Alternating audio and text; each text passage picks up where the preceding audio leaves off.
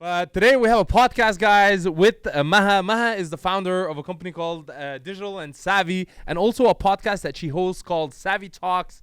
Damn, I'm not bad in English in a podcast, dude. I should do more often English. Wow, I like it. And also she does PR for really high-profile people like Gary Vee, Deepak Chopra, and a lot more. And also she has an interesting past. She worked a lot in the Middle East, in Egypt and Dubai, and we're gonna get to know a lot more about this talking to Maha. So hey Maha, welcome. Hey Youssef, thank you for that introduction. بص أنا ممكن أعمل podcast بالعربي هيبقى very bad, so let's just stick to English because I'll be like drawing for words. بس أنا مصرية, I'm 100% Egyptian. Alhamdulillah, really proud to be from Egypt. I love it. And honestly, Maha, like what's really interesting that like I like on social media and everything, you're always posting about Egypt, you're always posting about the Middle East.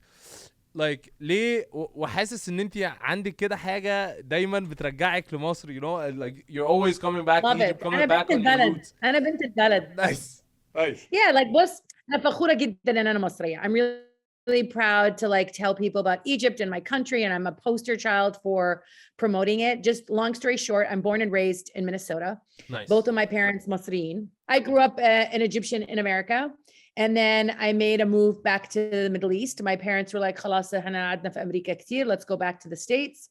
How old were you? I was 27 when I moved back to Egypt. But like it was older. You're more professional. You finished college. You worked. Like I had a little bit of a couple of years under my belt. I used to work for General Mills, which makes like Wheaties and Cheerios, and did a lot of sports marketing for them, and went to the Olympics and NASCAR and helped them figure out how brands should be integrating into sports. Moved to Egypt. I didn't really work in Egypt ever before. ساعتها you either work for a multinational like a Pepsi, a Coca-Cola, a Unilever, a P&G, or you work for one of the family businesses. Exactly. The Sawiris, the Shittas, the Mansours, one of those big family businesses.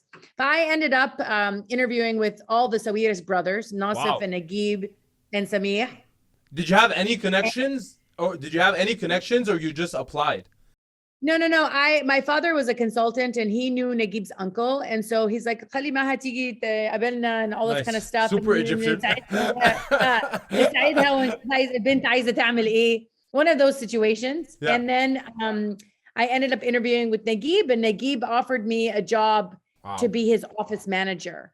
مدير مكتبه. And I went home like crying to my father. I'm like, إيه ده عايزني أبقى مدير مكتب, أنا عندي ماجستير, and I have all this experience working in America, and I don't want to be an admin, and I don't want to just answer phones and schedule. Like it's really like not challenging, and I'm not going to get paid well. It's not like a real job where I'm going to grow. And I was really like, that's just not a good enough title and job for me. I was anyways, very long story short, I took the job with Naguib because I took my father's advice. Ali, put your head down, deliver, show him that you're capable of doing more, work your way up, start from the bottom. And that's exactly what I did. And I proved to him that I was smart and had other skills, and I had other muscles that I wanted to use. And I had a great career with Naguib, and I learned a lot, and he put me in charge of a lot of things, and he trusted me, and he challenged me. And what are the key things that you focus on? Like you're not just looking at the admin job, and this is something that I feel it's missing nowadays. A lot of people have too much ego to start from the bottom or start from the beginning. You know? Because they feel entitled. Like, they feel entitled. And actually it was advice I wouldn't have taken if my dad didn't really insist, and if I didn't just like worship my dad so much and like believe in him, because he was like, he's like, think of the office manager is the gatekeeper. Like in order for people to talk to Naguib, they need to go through you. So you're going to meet people, you're going to build relationships, you're going to understand how to talk to high profile people. These are all skills you'll need in life, how to network with people, how to talk to people at different levels. So he was just trying to coaching me through like this a good opportunity here. Like if anybody listening gets a chance to work for a chairman or a CEO as an admin or an office manager, you will learn everything about the company, the business, how it ticks, how it works, the future opportunities. You'll get to meet the key people. You might learn about a new business division or venture that you want to go to because you met somebody. It was أنا الحمد لله أنا بحمد ربنا and I got that opportunity because it changed the trajectory of my life. Oh, and I really? didn't know it at the time. Like because I learned so much and it was like my first entry جاية طازة في مصر ما أعرفش حد and I end up working for like one of the most important people in the Middle East. Like لا ربنا بيحبني. Like I got lucky, but I worked really, really hard. I was the first one to come into the office. I was the last one to leave. I was really like, I was there to grind because like, and I'm like, عايز أشتغل, I have to just put my head down and do the work. And that's exactly what I did. Anyways, after I worked for Naguib, I ended up going to start like my own communications company. Naguib was a partner in that. And No then way. I left and started. Yeah. So I ended up really just like loving communication so much because I love telling stories. I love being in the front line of getting information, packaging it up, telling a story.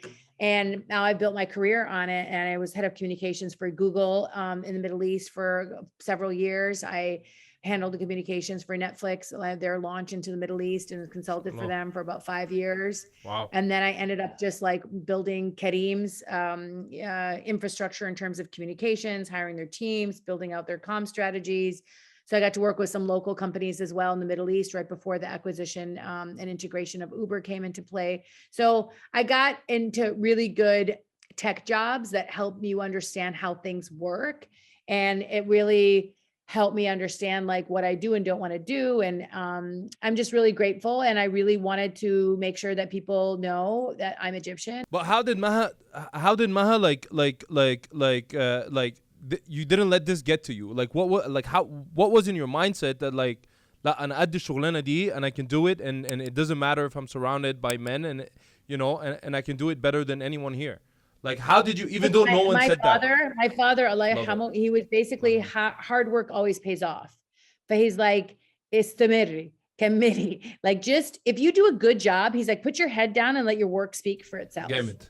He was like, if you are smart at your job, people they won't have anything on you. Yeah. You know? And so that's what I was just doing. I'm like, if I'm so good at what I do, that's the best way to silence your critics is just to be good at your job. I love it. Doesn't matter if you're a female or a male. I'm like, if you can perform, that will speak to who you are. Oh, she's consistent. Oh, she's a deliverer. Oh, she's a results driven, or she gets things done. And that's kind of where I was like, I built that kind of inner fight with me. Like, okay. Maha, I want to move now to the second part of your life or you know, the part where you started your company. And also I want to learn more about PR and communication and about like, what is it to tell my story, especially even for myself? Like, okay, where do I go from them? All right, I'm posting a lot, but what is it? What's the big picture of the story and how long can it go, right? Yeah. So one of the things people are really focused on now and doing well, and I love your content. I'm like, you're like the Arabic Gary V. You have a message, you're consistent with your message, you are bringing value to your audience. I see how you're engaging with your audience. Like building your personal brand is one of the most important things everyone needs to do.